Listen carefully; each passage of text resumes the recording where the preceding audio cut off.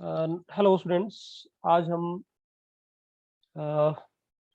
Poison Jensen फॉर्मूले और इसके साथ कुछ एक डेफिनेशंस को डिस्कस करेंगे।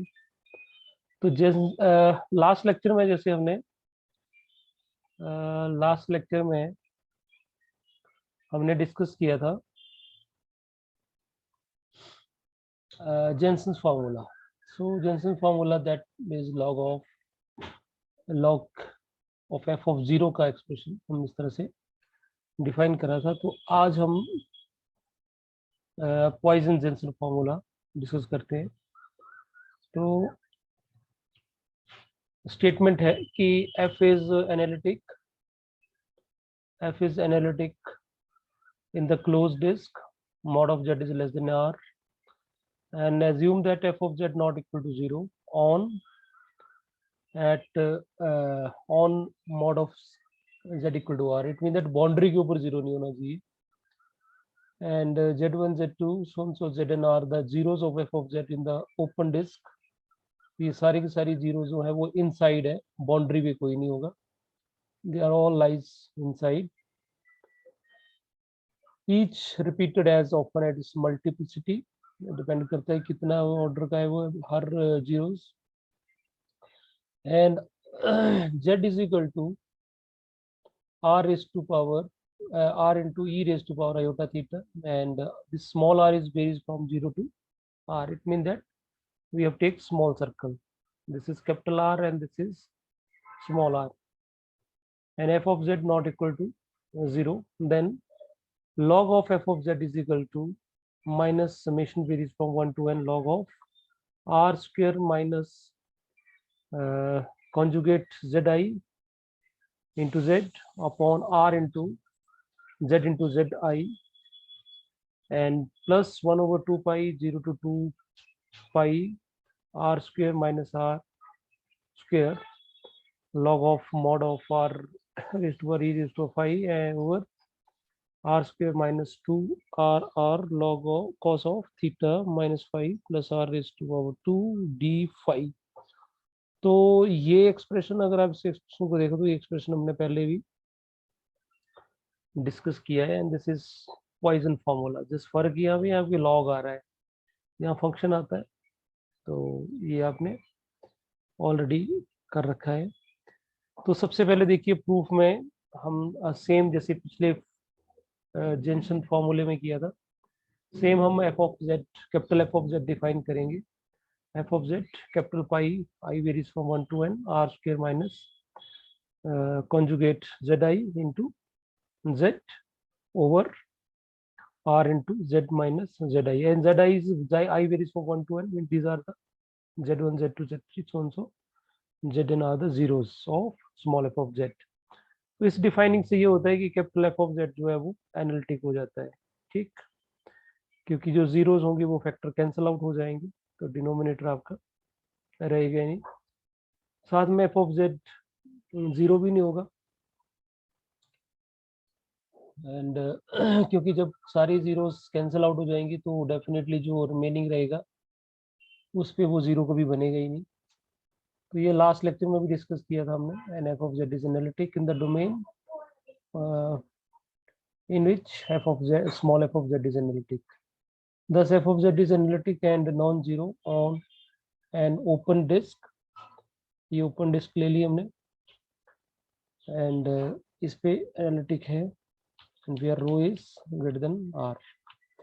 So now same logic जैसे पिछले वाले में हमने मॉड लगाया, दोनों तरफ मॉड आ जाएगा, एंड दिस एक्सप्रेशन r को हमने z को हमने r e raised to iota 5 put किया, तो उससे हमने कुछ एक कैलकुलेशंस करी थी जैसे लास्ट लेक्चर में करी थी। तो मॉड अलग अलग करेंगे तो ये कैंसिल आउट हो जाएगा। सो ये एक्सप्रेशन और ये एक्सप्रेशन जस्ट कॉन्जुगेट का फर्क है, तो मॉड में ये आपस में कैंसिल आउट हो जाएंगे। तो ये तो रेपिटेशन होगी यहाँ तक लास्ट लेक्चर की, यू कैन सी यहाँ तक हमने सेम ये हमारे पास एक्सप्रेशन है, तो ये मैंने डिफाइन यहाँ तक। तो ये तो एक तरह से पिछले का रेपिटेशन हो गया। आगे देखो, सो सिंस अब इसकी एक्सप्लेनेशन दे रहा है कि since numerator and denominator are the conjugates the and the moduli of the conjugates are the same, so cancel out again. Since the f of z is analytic, capital F of z is analytic and non-zero in the mod of z less than rho, therefore क्योंकि अब पहले तो ये देखो zero जो हो रहे तो जीरो तो हमने निकाल दिए, कैंसिल आउट हो गए, जीरो तो रहे, इनके ऊपर जीरो था नहीं ये, अब तो आपका डोमेन बढ़ गया यूजन से, ठीक। तो अब हमारे पास तो कैपिटल एफ ऑफ जेड जो है वो इसमें एनालिटिक हो गया और जीरो होगा नहीं, तो definitely log of F of Z defined हो जाएगा। तो log of F of Z define करने के लिए आप capital F of Z non zero होना चाहिए, तो ऑब्वियस वो नॉन जीरो होगा। So the real part of log of f of z is harmonic in this region। तो ये तो हमने पढ़ रखा है कि जो भी फंक्शनल एनालिटिक होता है उसका रियल एंड इमेजिनरी पार्ट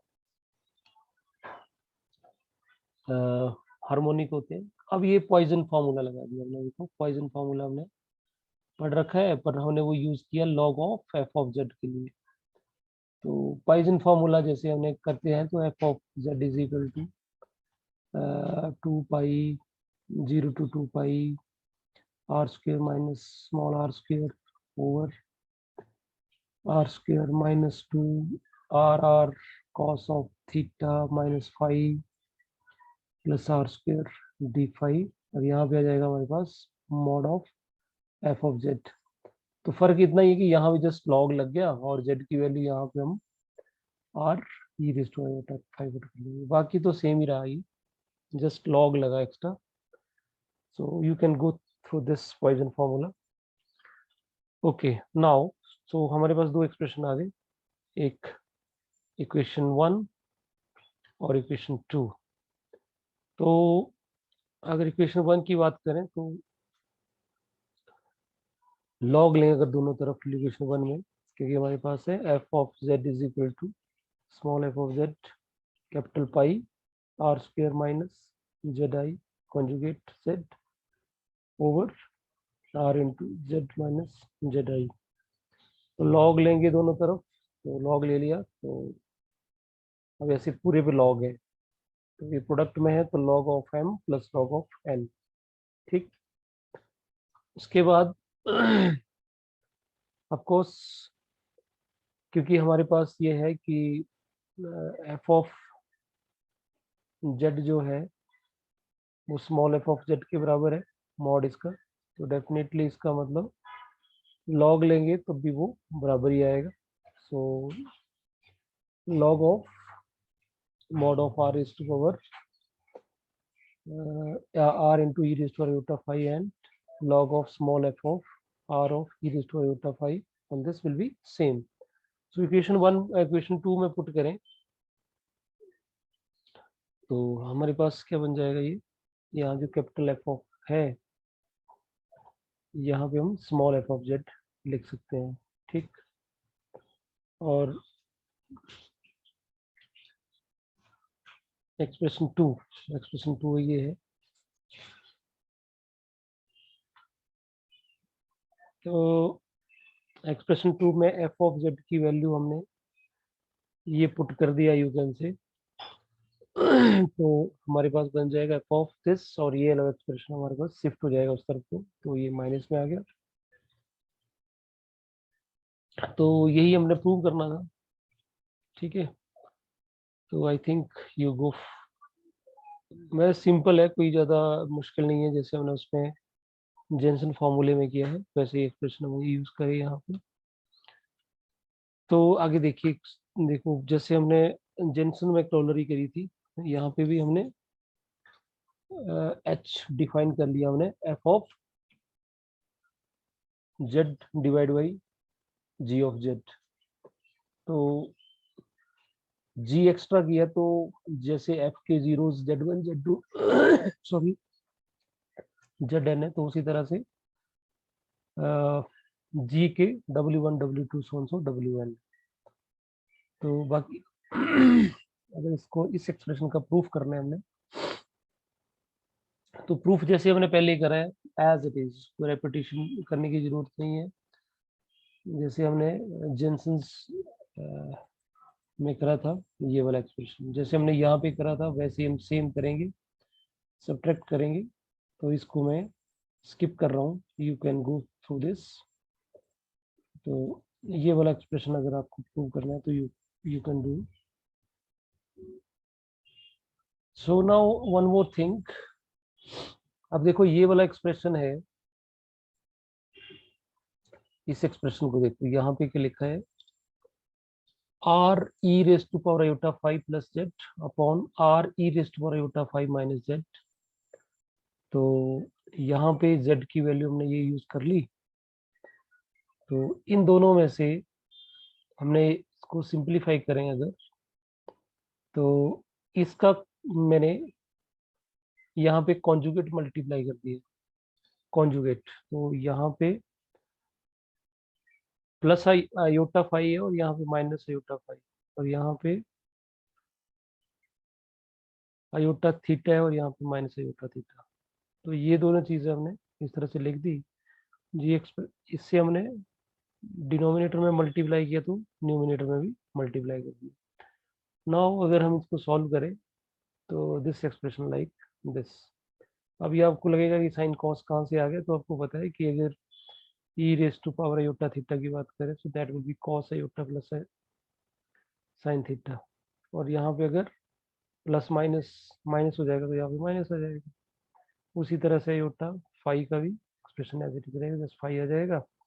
जब हम इसको सिंप्लीफाई करेंगे तो इट विल लाइक दिस। ये क्वेश्चन पहले भी सॉल्व कर रहा है। तो why we doing this, because अगर हम देखें तो ये वाला जो एक्सप्रेशन है,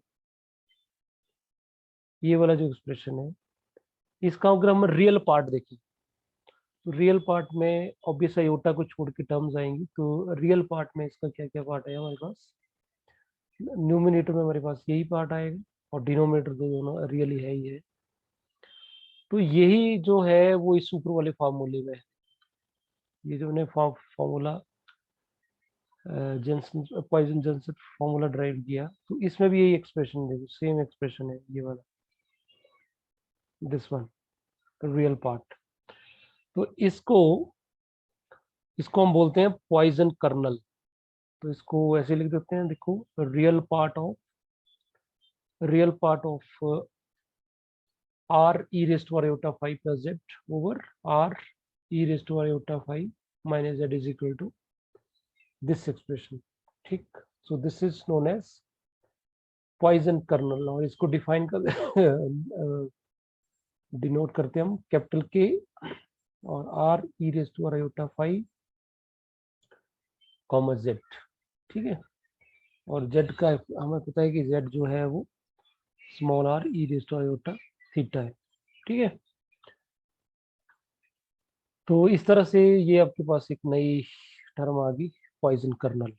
तो अगर पॉइजन जेंसन फॉर्मूले की बात करें तो इसको हम, ये वाला एक्सप्रेशन तो सेम रहेगा, इस जो एक्सप्रेशन बड़ा था उसको हम इस तरह से लिख सकते हैं कि real part of this one. ठीक, या इसको और ये वाली नोटेशन यूज करें कर्नल वाली, तो यहाँ पे बन गया this remain same and this is 1/2 2 pi and integral 0 to 2 pi kernel of r e raised to iota 5 comma z, and ये as it is। ठीक, so this is the some new term we have defined here, Poisson kernel। Okay, now some definitions, that is growth, order and convergence exponents of entire function। सबसे पहले growth की बात करें तो we know a polynomial of degree n has n zeros। Also the rate of growth of the mod of Pn of z as n tend to infinity, where Pn of z is a polynomial of degree n increases as its degree increases। तो ये increase करेगा जैसे जैसे degree increase करेगी, क्योंकि उससे root बढ़ जाएंगे। Thus the number of zeros and the growth of the polynomial are related to each other by a degree of the polynomials। तो growth and zeros, growth of the polynomial and zero of the polynomial are related to each other।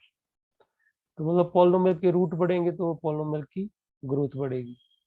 और polynomial के root तभी बढ़ेंगे अगर polynomial की degree बढ़ेगी। Root तभी बढ़ेंगे या जीरो तभी बढ़ेंगे जब डिग्री बढ़ेगी। तो इनफैक्ट यू कैन से कि जिसकी डिग्री ज्यादा होगी, जैसे जैसे डिग्री इंक्रीज करेगी तो ग्रोथ भी इंक्रीज करेगी। ग्रोथ तो वर्ड इंक्रीज का है। ओके, नेक्स्ट हम टर्म डिफाइन करने वाले हैं अब, maximum modulus of entire function. तो एफ ऑफ जेड हमने एंटायर फंक्शन ले लिया, तो ये डिफाइन करा हमने मैक्सिमम मॉडुलस कैसे करेंगे, कैपिटल एम ऑफ आर। तो that will B maximum of what, maximum of f of so modulus of entire function is defined as capital M of R equal to maximum of mod of f of z and such that mod of z is less than equal to R. तो modulus तो पता ही है कि mod लेना है ना। Question is here that कि हमारे पास ये है mod of z is equal to R less than equal to, तो इट मीन दैट R आपका वेरी करेगा। तो इट मीन दैट जो z है वो आपने कोई भी पॉइंट ले सकते हैं इधर से, कोई भी। जैसे इस पॉइंट पे तो इस पॉइंट पे एफ ऑफ जेड कुछ आएगा, फिर इस पॉइंट पे तो इस पे मॉड ऑफ जेड कुछ आएगा। ये पॉइंट है, सभी पे हम क्या निकालेंगे, मॉड निकालेंगे सभी पॉइंट्स के ऊपर। और इन सारे मॉडों में से जो सबसे बड़ा होगा उसको हम बोलेंगे maximum modulus of F of Z. I hope you understand this. ठीक है, यहाँ बाउंड्री पे भी चेक करेंगे, बाउंड्री वाले पॉइंट भी इंक्लूडेड है। ठीक, और मैक्सिमम मॉडुलस आपको पता ही है बाउंड्री पे ही लाई करता है ना। तो यहाँ पे less than equal to R है तो इन बाउंड्री भी इंक्लूडेड है। Since f of z is an entire function, therefore by the maximum modulus principle, f of z attain maximum value m of r on the circle, that is mod of z equal to r, मतलब boundary के ऊपर। ये हमने principal आपने first section में पढ़ रखा होगा, फर्स्ट जो इसका पेपर है उसमें पढ़ा होगा कि फंक्शन की जो मैक्सिमम वैल्यू है या मिनिमम वैल्यू ऑलवेज बाउंड्री पे होती है। ओके, तो सो it mean that consequently the m of r is equal to maximum of, अब यहाँ पे लेस देन का साइन हटा ही देना चाहिए फिर तो, जब बाउंड्री पे ही आएगा तो हम इक्वल टू r लिख सकते हैं। तो m of r is a steadily increasing unbounded function, और m of r जो होगा वो स्टेडली इंक्रीजिंग अनबाउंडेड फंक्शन रहेगा r का, क्योंकि जैसे जैसे हम r को बढ़ाते रहेंगे तो ये मैक्सिमम वैल्यू बढ़ती जाएगी। ठीक है, पहले यहाँ कहीं होगी मैक्सिमम, फिर इधर, so that's why it is unbounded. ठीक, अगर इसको चेक करना तो देखिए maximum modulus principle we say that कि हमारे पास दो रेडियस है, ये एक r1 आ गया, ये r2 आ गया, ये r2 आ गया। तो डेफिनेटली यहाँ पे जो मैक्सिमम वैल्यू होगी इसकी वो इससे कम होगी। ठीक, तो यही लिखा हमने कि mod of F of r1 e raised to iota theta is less than m of r2 where r1 is less than r2। सो इसका यहाँ से ये क्लियर हो गया कि मॉडुलस वैल्यू r1 के ऊपर जो होगी वो छोटी होगी मॉडुलस वैल्यू एट r2।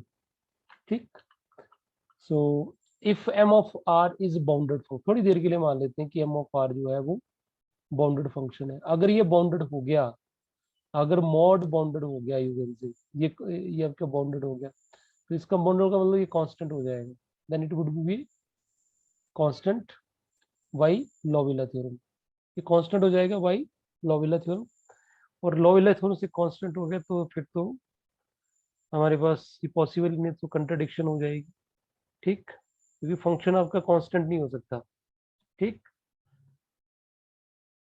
ये बाउंडेड हो जाएगा तो फिर फंक्शन कांस्टेंट हो जाता है, तो that's why which is contradiction. So thus m, the modulus value of r is unbounded and steadily increasing, approaches to infinity as r approaches to infinity.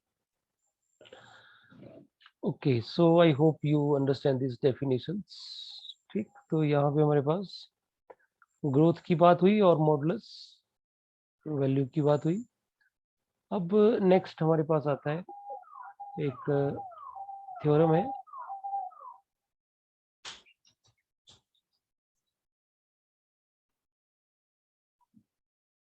हदमर्द three circles theorem. Let इसकी statement है F of Z we analytic in R1। तो यहाँ पे देखो, यहाँ पे हमारे पास क्या है, दिस इज R1 और ये हमारे पास हो गया R3। यहाँ से लेके R3 हो गया ये, और R2 इसके बीच में होगा R2। ठीक है, ये हमारा R2 हो गया। तो मॉड ऑफ जेड जो है वो डेफिनेटली जेड जो होगा हमारे पास यहाँ पे होगा। इस सर्कल की बात कर रहे हैं तो दोनों के बीच में होगा, एनलस के बीच में होगा। और M1 M2 M3 are the respectively maxima of F of Z on the three circles. तो डेफिनेटली बाउंड्री पे होता है, यहाँ पे आपके पास M1 होगा, यहाँ पे M2 होगा और यहाँ पे M3 होगा। ठीक, then they have a relation. तो यहाँ पे रिलेशन क्या है कि M2 raise to power log of R3 divide by R1 less than equal to M3 raise to power log of R2 divide by R1 into M1 raise to power log of R3 over R2। तो चलो check करते हैं कैसे बनता है ये। तो सबसे पहले हमने यहाँ पे डिफाइन कर लिया F of Z.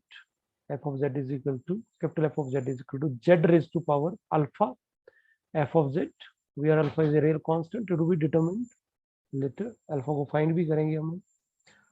So F of Z is analytic function in the region R1 to this one, this region R1 और R3 के बीच में, इस एनुलस के अंदर ये यू कैन से कि इस वाले पोर्शन में, ये वाला जो पोर्शन है इसके बीच में ये एनालिटिक है।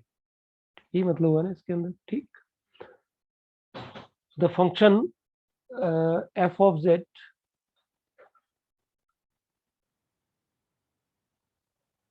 the function f of z is not in general is single valued. If we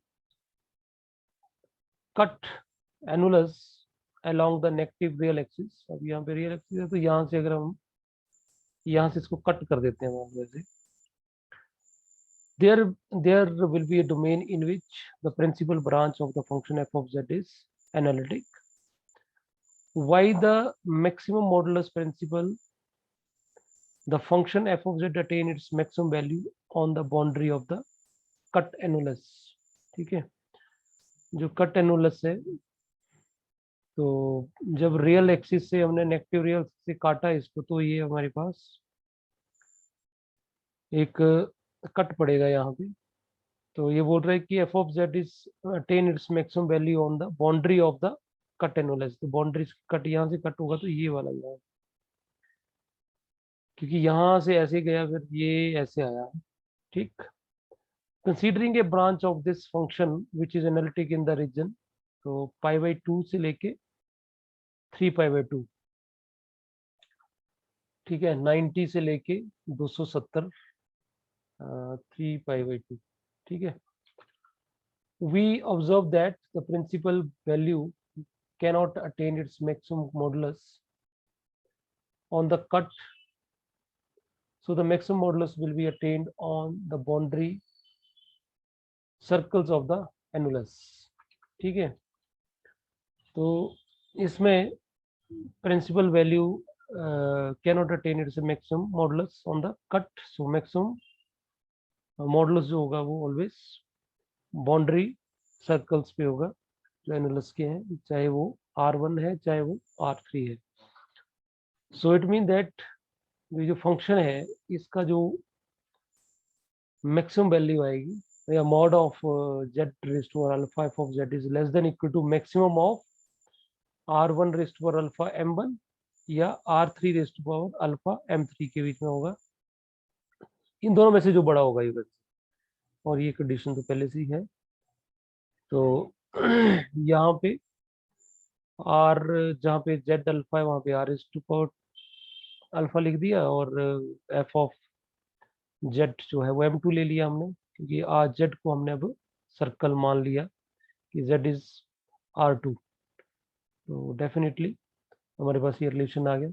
अब अल्फा हमारा आर्बिट्रेरी है, अब अल्फा फाइंड आउट करेंगे। हमने अल्फा इस तरह से सिलेक्ट करना है कि r1 rest to alpha m1 और r3 rest to alpha m3 ये इक्वल हो जाए। जब ये इक्वल होंगे तो यहाँ से हम अल्फा निकाल सकते हैं। अल्फा निकालने के लिए दोनों तरफ लॉग ले लिया हमने और अल्फा को एक तरफ कलेक्ट कर लिया, then this is the value of alpha. तो अल्फा ये होगा। अब इक्वेशन 1 और 2 से हम यहाँ पे अगर देखें तो जब ये इक्वल हो गए तो डेफिनेटली दोनों में से कोई एक ले लेते हैं। अब मैक्सिमम तो दोनों में से एक होगा, so it mean that r2 alpha m2 is less than equal to r1 alpha m1 होगा। ठीक, अब मैंने r2 से दोनों तरफ डिवाइड कर दिया यूजन से, तो यहाँ पे हमारे पास r2 divide by r1 over r2 होगा, तो डेफिनेटली नेगेटिव लगा दिया तो इसको हम इस तरह से भी लिख सकते हैं। ठीक है, हमारे पास बनेगा r1 over r2 raise to power alpha. जब हम इसको नेगेटिव में लिखना है तो ऑब्वियस है r2 over r1 minus alpha लिखा जा सकता है। सो दिस इज द पॉइंट। अब हमने दोनों तरफ पावर इरेज कर दी, m2 की पावर हमने रेज कर दी, this one log of r3 divide by r1। तो ये आपने दिमाग में यहाँ से यहीं से देख लेना कि कौन सी रेज करनी, जो आर अल्फा की वैल्यू आई है वो जो बटे में है log of r3 divide by r1, ये थ्रू आउट पावर हमने लगा दी, पावर में लगानी है। तो पावर में लगाने से हमारे पास क्या हुआ कि यहाँ पे r2 डिवाइड बाई r1 की पावर थी माइनस अल्फा, और इसके साथ ये एक्स्ट्रा मल्टीप्लाई हुई। इसलिए हमने मल्टीप्लाई किया क्योंकि जब ये हमने अल्फा की वैल्यू पुट करेंगे तो ये अपना कैंसिल आउट हो जाना है, और m1 की पावर भी log of r3 divide by r1। अब हमने अल्फा की वैल्यू पुट कर दी यहाँ से, तो एक तो नेगेटिव नेगेटिव सेटल हो जाएगा और साथ में ये वाला फैक्टर और ये वाला फैक्टर कट जाएगा और बचेगा हमारे पास log ऑफ m3 m1 और बाकी एक्सप्रेशन एज इट इज। अब यहाँ पे एक बड़ा इंटरेस्टिंग रिजल्ट लगता है, तो ये रिजल्ट मैंने यहाँ पे लिखा है कि a raise to power log of b is equal to b raise to power log of a। ये सेम आपस में रिवर्स हो जाते हैं। ठीक, तो इससे क्या होगा, ये वाला एक्सप्रेशन जो है वो इस तरह से आ जाएगा। तो यहाँ पे जो log of m3 over m1 था, ये यहाँ पे आएगा m3 ओवर m1, और ये जो हमारा बेस था ये ऊपर log ऑफ पावर में log ऑफ r2 r1 आ जाएगा। ठीक, तो यहाँ से हम डिनोमिनेट अलग अलग पावर कर सकते हैं, और ये m1 पड़ा है, इधर भी m1 है, इनको क्लब कर सकते हैं। तो ये क्लब कर दिया तो log of m minus n, तो log m ओवर n आ जाएगा, m आ जाएगा, तो इससे r1 कट जाएगा। So it is r3 divide by r2, तो ये लिख दिया m1 power log of r3। So we have prove that m2 power log r3 divide by r1 is less than equal to this one. तो यही हमने prove करना था। Sorry,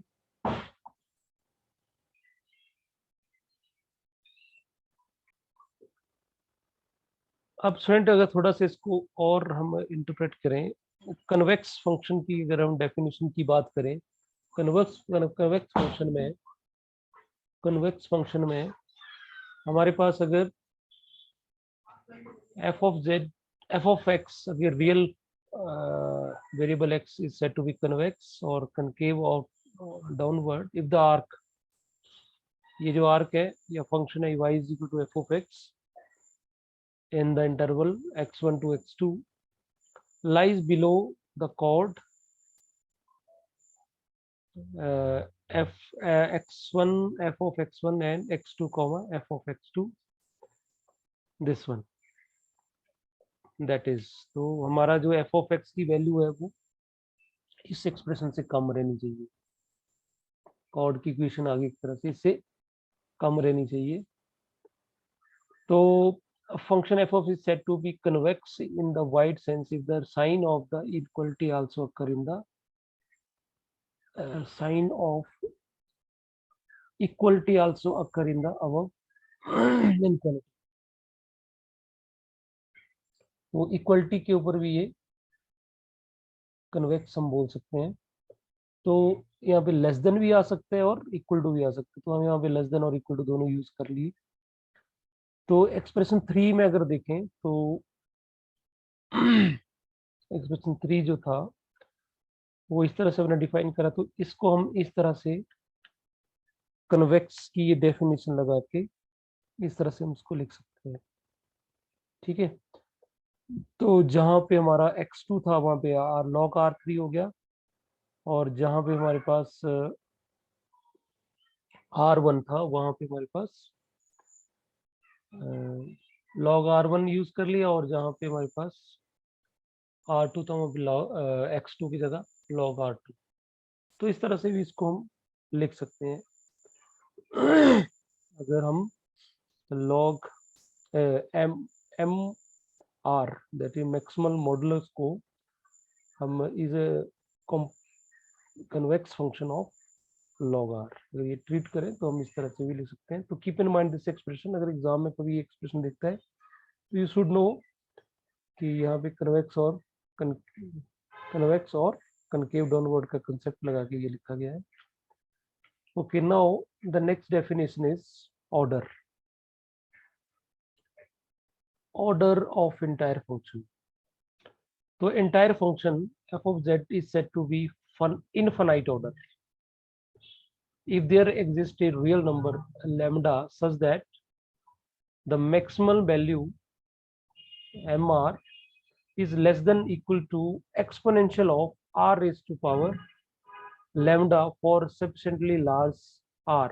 So it means that m of r अगर less than रहता है e raised to power r raised to power lambda के लिए, और lambda जो है this r is very very sufficiently large। तो लार्ज वैल्यू ऑफ आर के लिए ये वाला जो एक्सप्रेशन अगर होल्ड करता है तो इस एक्सप्रेशन में जो आर की पावर होगी उसको हम बोलेंगे ऑर्डर ऑफ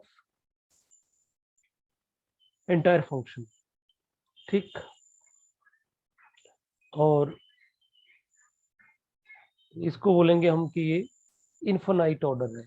ठीक, अगर आपका लार्ज होगा देन वी कैन से कि lambda is called infinite order.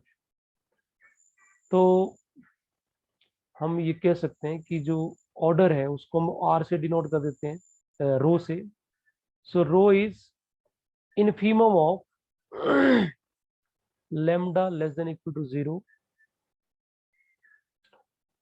where such that m of r is less than equal to e raised to power r raised to power lambda for sufficiently large। तो ये जो result है वो अलग अलग lambda की values के लिए होल्ड कर सकता है। ठीक है, क्योंकि जैसे हम आर को बढ़ाएंगे या कम करेंगे तो हमारा लैम्डा भी चेंज होगा। तो इन लैम्डा में से सबसे छोटा होगा, यहाँ पे लिखा ना इनफीमम ऑफ ऑल द लैम्डास। तो यहाँ पे शर्त डाल दी भी लैम्डा अपने नेगेटिव नहीं ले लेना है, पॉजिटिव होना चाहिए, 0 होना चाहिए। ठीक है, तो इस कंडीशन को डिफाइन जब हम करेंगे, क्योंकि हमने क्या करना है आर चेंज करना है, क्योंकि इसमें आर चेंज होता है। ठीक है, जैसे जैसे आर इंक्रीज करता है तो एम ऑफ आर इंक्रीज करता है, बट साथ में ये एम ऑफ आर जो है वो e raise to power R raise to lambda से कम रहना चाहिए। तो we have a collection of lambdas, तो उन लैम्डा कलेक्शन ऑफ लैम्डा में से जो सबसे छोटा होगा वो लेना है। So I hope you understand the order of entire function. So सब ये entire function depend करेगा the maximum modulus of function f of z। ठीक, तो अगर मान लो कि हमारे पास ये एक्सप्रेशन आता ही नहीं है, तो if the set of on the right hand side is empty, ये empty है, इसमें कोई लैम्डा एग्जिस्ट करता ही नहीं है, then we can say f is not of finite order। तो उस केस में हम ऑर्डर क्या ले लेंगे हम इन्फिनिटी। ठीक, and अगर m of r is less than equal to x e raised to power r raised to a lambda holds for a certain value of lambda, that it is true for all the large value of lambda provided r is sufficiently large. अगर lambda की कोई value यहाँ पे 2 आ जाती है, 3 आ जाती है, तो बाकी के लिए तो होल्ड कर ही जाएगा। अगर आर की वैल्यू लैम्डा की वैल्यू 2 आती है तो वो 3 के लिए भी होल्ड करेगा, 4 के लिए भी, 5 के लिए भी होल्ड करेगा। ठीक, तो इन दैट केस तो जो आपका ऑर्डर होगा वो, so in this case order will be finite। और अगर इसको देखिए नोट को अगर ऑब्जर्व करिए तो it is obvious from the definition of order that m of r is less than equal to e raised to power r raised to power rho plus epsilon। तो रो हमने ऑर्डर जो lambda वहां पे रो लिख लिया, holds for sufficiently large r provided epsilon is greater than 0, what not if epsilon is negative। तो positive के लिए ही, since epsilon is arbitrary we can also choose the positive numbers a and b such that m of r is less than equal to a e raised to power b into r raised to power rho plus epsilon hold for all sufficiently large r provided epsilon is positive। तो हम इस तरह से भी इसको define कर सकते हैं, बिकॉज क्योंकि यहाँ पे कहीं ना कहीं आर्बिट्रेरीनेस की तो बात हो ही रही है। ठीक है, तो in that case order can be defined। So I hope you get the points what we have discussed today। फिर भी कोई डाउट हो गई you can ask me। So sorry, thanks for this watching this lecture। Okay।